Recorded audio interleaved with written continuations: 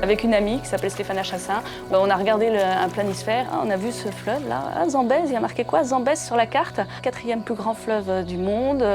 Donc on a monté un projet en se disant et pourquoi pas, et pourquoi pas.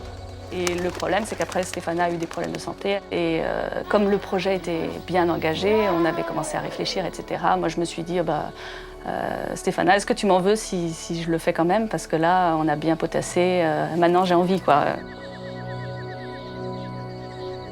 Un jour, je reçois un mail de Sophie. Alors le truc, c'est descendre le Zambèze sur 1000 km en Zambie. Et quand j'ai vu ça, ça a été ouf. J'ai tout de suite pensé crocodile, hippopotame, j'y connais rien du tout, rapide. Enfin, tout de suite j'ai eu peur, mais je crois que dans l'instant, je lui ai répondu « Ok, c'est bon ». Et 3 semaines plus tard, on s'envolait pour la Zambie. Ouest de la Zambie pour être précis. Une région peu explorée. Mis à part un Sud-Africain en 2002, pratiquement personne n'avait tenté l'aventure. Le but était de partir des chutes de Chavuma, à la frontière avec l'Angola, et de descendre jusqu'aux chutes Victoria. Au total, 1000 km. En ramant 6 heures par jour, on ne devait pas être loin de boucler notre périple en 5 semaines.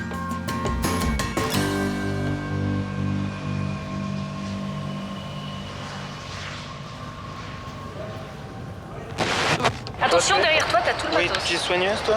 J'ai un doute. Oui, ça dépend, quoi. Dès le début, dans le projet qu'on avait monté avec Stéphana, il y avait l'idée du film. J'appuie sur photo, en fait. C'est ça qui déclenche la caméra? Déjà, avant toute chose, moi en particulier, je voulais déjà rentrer vivant, quoi.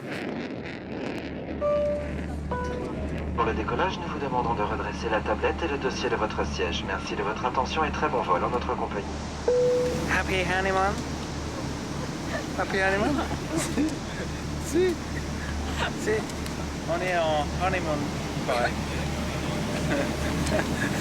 Ah non, mais arrête! On se connaissait à peine. Oui, on n'avait jamais été dans une situation de voyage, confronté à des difficultés. Donc oui, c'est vrai, on est dans l'avion, on va arriver dans un pays étranger. Et c'est vrai que les gens se révèlent à travers un peu les épreuves et voilà. L'avion, ça a quelque chose d'intemporel. Le souffle comme ça de l'air sur la carlingue, ça dure des heures. On est un petit peu comme dans un rêve. On sort de notre réalité et progressivement, arrivé à Lusaka, il fallait compter 2 jours et demi pour rejoindre notre point de départ. En pick-up, en bus et même en minibus. Rien de mieux pour s'imprégner de l'esprit local. Respirer zambien, parler zambien, enfin anglais, faut pas exagérer. Et aussi s'habituer à la chaleur zambienne. Où est-ce qu'on va? Alors là, on va à Chavuma, au départ de Zambézie. Il est 3h30. Donc normalement, on arrive dans 1h30. D'accord. Il fait bien chaud. Il fait bien chaud.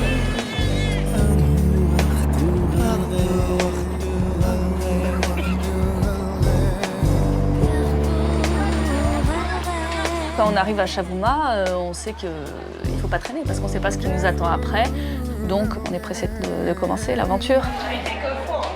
Et la première chose, c'était de se faire des provisions en découvrant la monnaie locale. Combien ça coûte? 10 000. Ça fait combien? 10 000. 10 000. Oui, mais c'est le prix d'un plat. Pas bien loin. On y est. Ouais, je pense. Bah attends.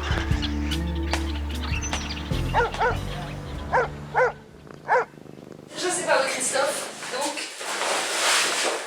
comme théoriquement nous partons demain aux aurores, qu'il est 4h moins le quart et que la nuit tombe dans 2h15, il y a un moment où il faut agir, donc je monte le canoë, notre valeureux petit canoë.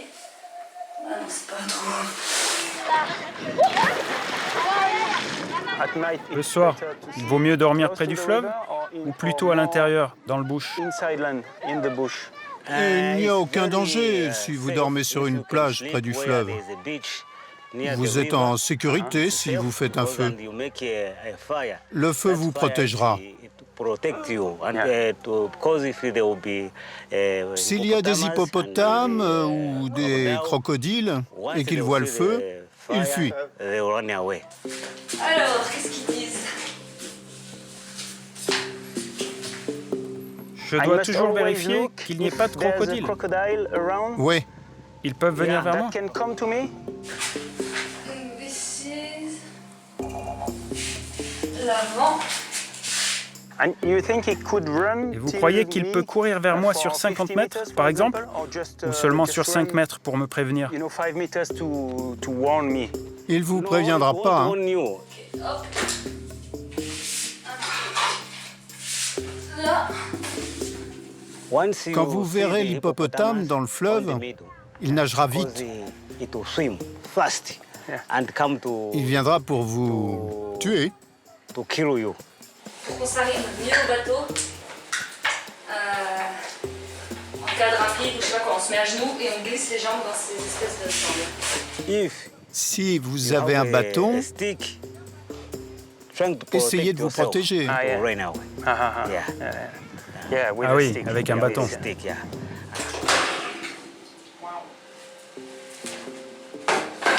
Un serpent me voit et il veut se battre. Je sais qu'il est rapide. Oui, il est très rapide. Je pars en courant ou quoi? Oui, tu pars en courant. Merci beaucoup. À bientôt. Ok, que Dieu te protège. Ciao.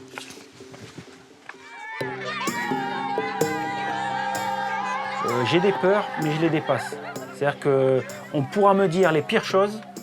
Ben, si j'ai décidé d'aller par là, ben, il va falloir passer à travers le feu, quoi.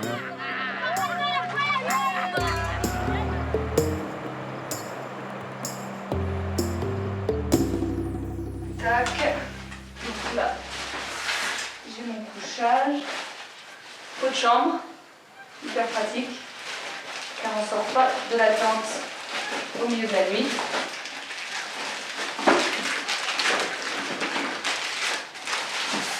Les bouquets, plus besoin. Là, moi je le prends. Jamais tu ronfles. Je ronfle jamais. Hein? C'est toi qui ronfles. Hier, je t'ai entendu. Tu ronflais, mais comme une locomotive. Ça va pas, j'ai pas pu dormir la moitié de la nuit.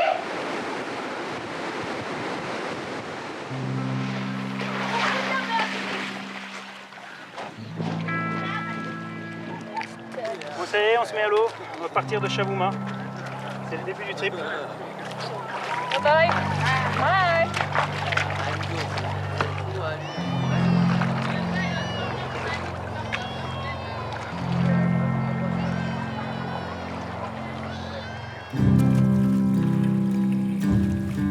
Allez, dans un premier temps, rejoindre Loukoulou, 250 km plus au sud.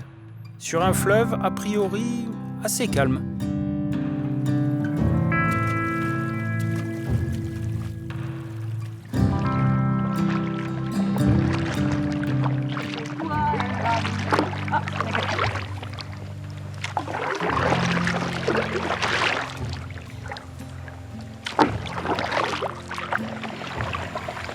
Bonjour. Bonjour. Ça va? Bien, et vous, monsieur? Très bien, et vous? Et je trouve ça juste hallucinant d'être sur un fleuve en train de pagayer en Zambie. Waouh, j'ai de la chance quand même, c'est génial. Ça nous a apaisés, quoi, tout de suite. On est parti, ça y est, quoi. On a lâché, on a largué les amarres et bizarrement, il n'y a plus d'appréhension à partir de ce moment-là, quoi. C'est bien. Aidez-moi. Les seules fois où ils sont non, mais sans déconner. Allez, sérieux. Trapper style. Arrête. Oui, ben, les Zambèzes.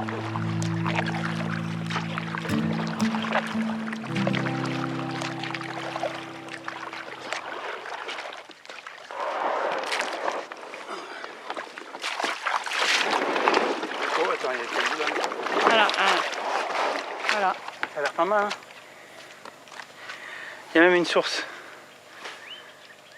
Ah oui. Ce qui est rassurant, c'est qu'il y a un village pas loin parce qu'on entend des voix. Et en plus, ce sont des traces humaines par terre, apparemment des petits gamins. Ce qui veut dire, a priori, pas de traces d'hippopotame ou de crocodile. On va être tranquille. RAS. On va aller voir ça de plus près. Premier bivouac, hein. Attention, ça rigole pas. Non mais là on se croirait dans les Caraïbes, c'est pas possible. Regardez le sable blanc. fantastique. À gauche. Et il y a un gros feu de brousse là. Hein. Des feux de brousse et des gamins qui piaillent de l'autre côté. Au moins, on n'aura pas de problème pour faire partir notre feu ce soir. Je vais aller voir ce que c'est que ces cris d'enfants qu'on entend.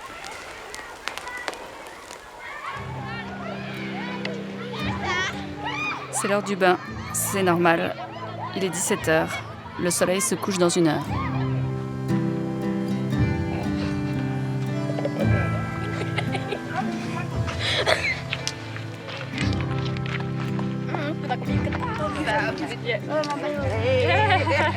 Toute la journée. Tu t'appelles comment? Quel est son nom? Joséphine.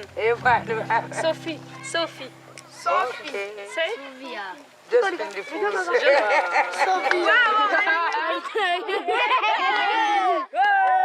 Enfin seul. Enfin, presque. Sans compter qu'il y en a le double de l'autre côté. On a des gamins partout. Ça fait 2 heures qu'on fait, ils font des pirouettes dans tous les sens. Ils sont fous de joie, ils rayonnent. Enfin voilà, premier bivouac, voilà. Avec des gens charmants. C'est vraiment paisible, agréable. Et il est 6h30 et on est entre chien et loup là, donc il va bientôt faire nuit, les tentes sont montées, on va pas pêcher parce qu'on est parti avec des provisions. Et voilà. Un peu crevé quand même, moi je suis crevée. Ça va, j'ai la forme. Non mais tu m'as réveillée cette nuit. Pourquoi faire? Ah bah, non mais j'ai eu 2 heures de... Voilà. Ouais, oui.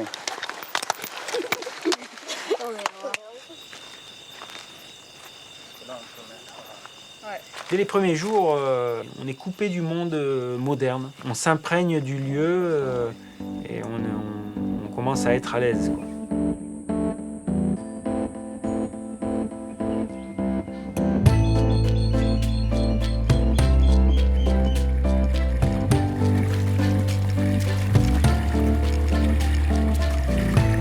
On est à la fois dans l'ivresse de la découverte et dans le même temps, on prend peu à peu conscience de l'étendue de l'aventure qui nous attend.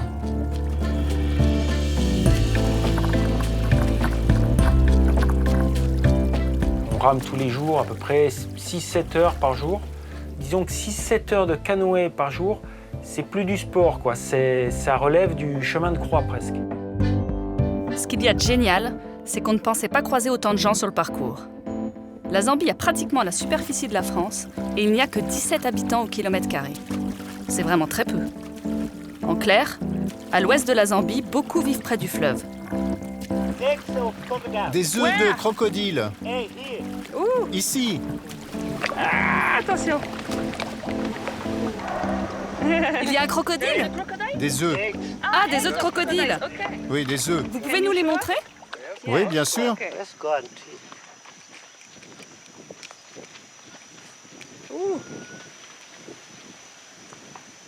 C'est notre campement. Superbe. On va voir des œufs de crocodile.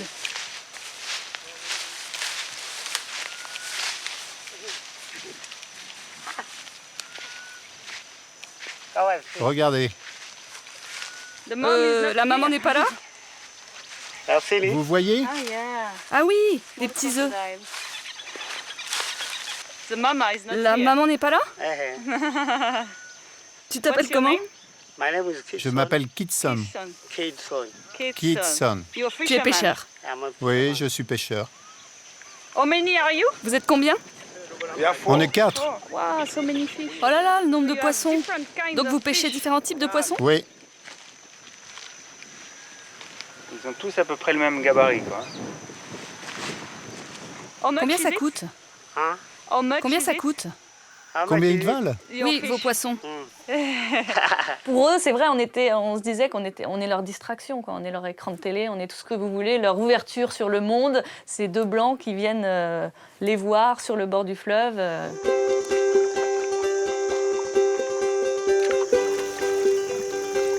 Ce qui frappe aussi, c'est leur pauvreté. 73% des Zambiens vivent en dessous du seuil de pauvreté. Avant de faire du commerce, Il faut déjà qu'ils assurent leur propre subsistance. Mais cela ne les empêche pas d'être toujours de bonne humeur. Oh, il y a des singes. Oui, il y a beaucoup de singes par ici. Vous venez d'où? De France. De Chavouma. Ah, Chavouma. Vous venez nous voir. Pour le travail? Non. On visite. Visiter les Zambèzes. Ah. À bientôt.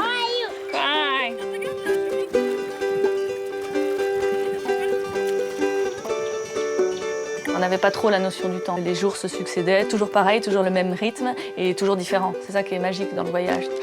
Tous les soirs, il fallait ramasser le bois, préparer le feu, filtrer l'eau pour boire, pêcher, faire la popote, sans oublier de monter les tentes. Et tout ça avant le coucher du soleil.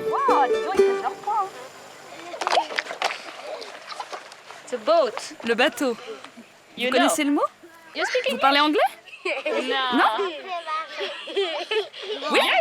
No. Yes? No. No. Yes? No. Yes? No. Yes?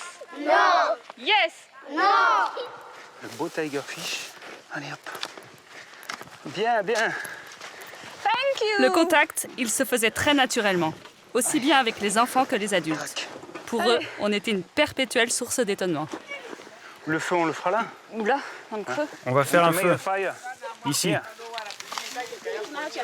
C'est en plein c'est le chemin. Ici? C'est mieux ici?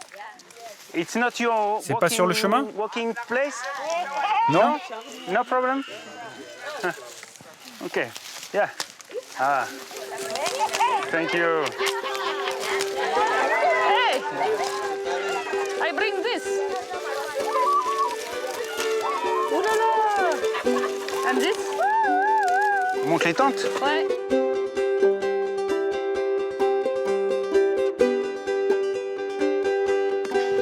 C'est bien la première fois qu'on est sur du rocher. Oh là là, ça fait très mal. Monter la tente. Ah ça, on s'est très vite rendu compte que pour nos visiteurs, c'était un véritable spectacle. Et Christophe, ma foi, était très naturel dans le rôle du ronfleur.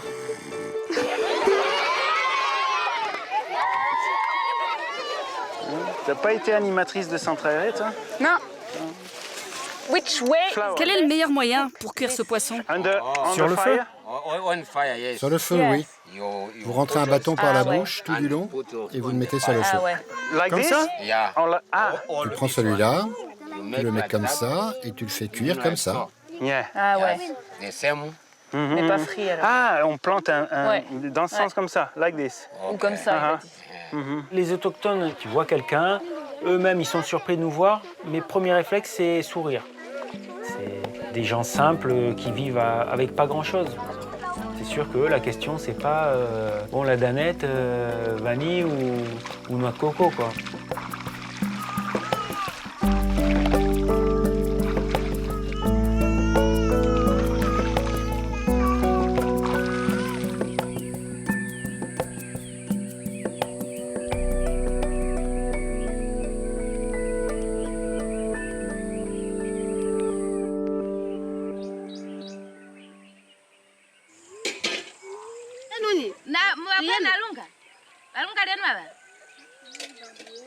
Lui, c'est votre mari? Marie? Non.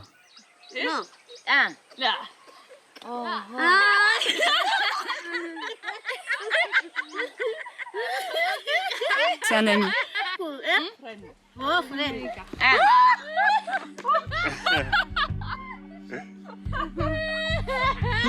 Un ami. Ce qui nous a étonnés au début, c'est le peu d'animaux aperçus. Est-ce qu'ils se cachaient? Est-ce qu'on faisait trop de bruit avec nos pagaies? On commençait à se poser des questions. Pour les crocodiles surtout. On sentait leur présence, mais on ne les voyait pratiquement jamais.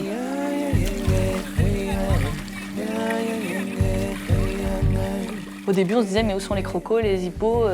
C'est fictif, c'est quoi cette Afrique-là?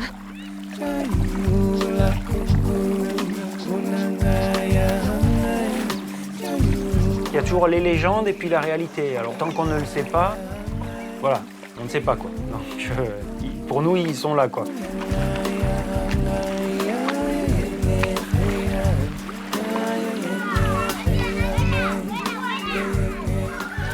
Un soir, on arrive à notre campement, un lieu qui a l'air agréable pour camper. Et puis on s'est rendu compte qu'au bruit qu'on entendait, qu'il y avait un village pas loin. Et comme on avait besoin de bois pour notre feu, on s'est dit on va aller chercher du bois du côté de ce village. Là, on était déjà en territoire Lodzi. Et un fermier, ça nous intéressait comme moyen de subsistance. Il y a les pêcheurs et les fermiers.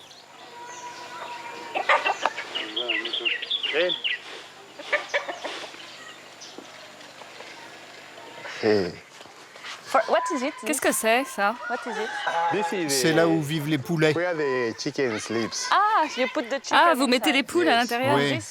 Et ça? Ça, c'est où elles pondent leurs œufs. And do you have Vous avez des vaches? Oui, how many? Combien? nous en avons 41. Oh là là. Yes.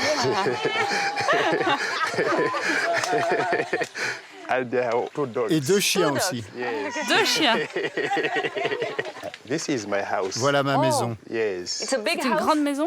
Il n'y a que 3 pièces. And here Et ici, is c'est... Ici, c'est le salon. the sitting room. Yes. Okay. Et là? What is it here? Là, c'est une chambre à disposition pour mes enfants. How many Combien children avez-vous do you have? d'enfants? Je n'ai que 5 enfants. Le plus jeune, c'est celui-là. Ah, ok. Et il a 4 ans. Oui.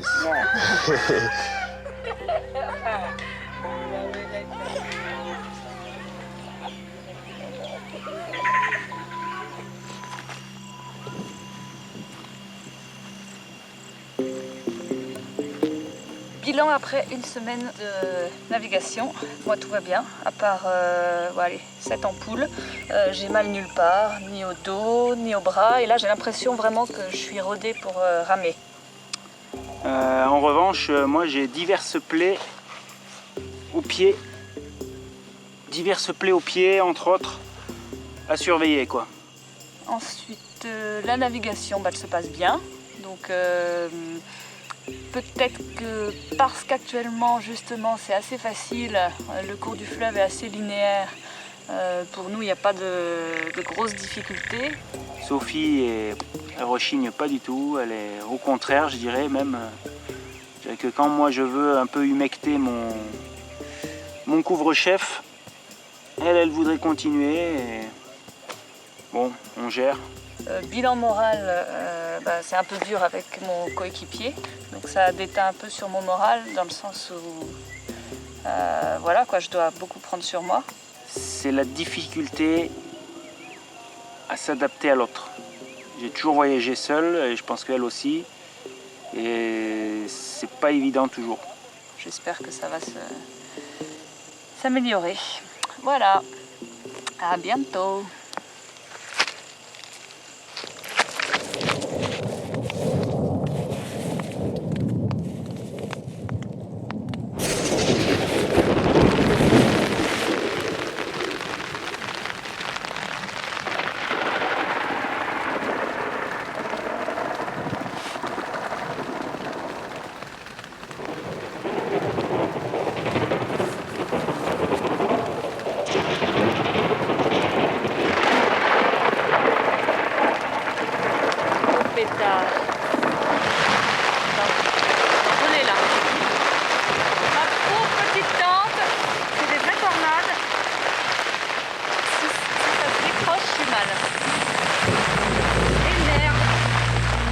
On n'avait pas été prévenu par je ne sais qui qu'il y aurait des orages à la saison sèche aussi forts. Qu'est-ce qui se passe? C'est une blague?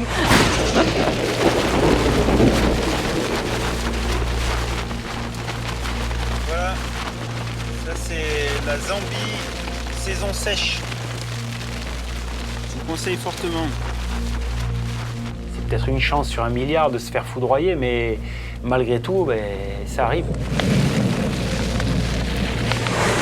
Quand on a vu qu'en pleine saison sèche, on pouvait se prendre des pluies comme ça et des orages d'une telle force, c'est vrai qu'on s'est dit, mais à quoi s'attendre après? C'est vrai qu'à un moment, je me pose la question, je me dis, mais vers où on va, quoi? Thank you.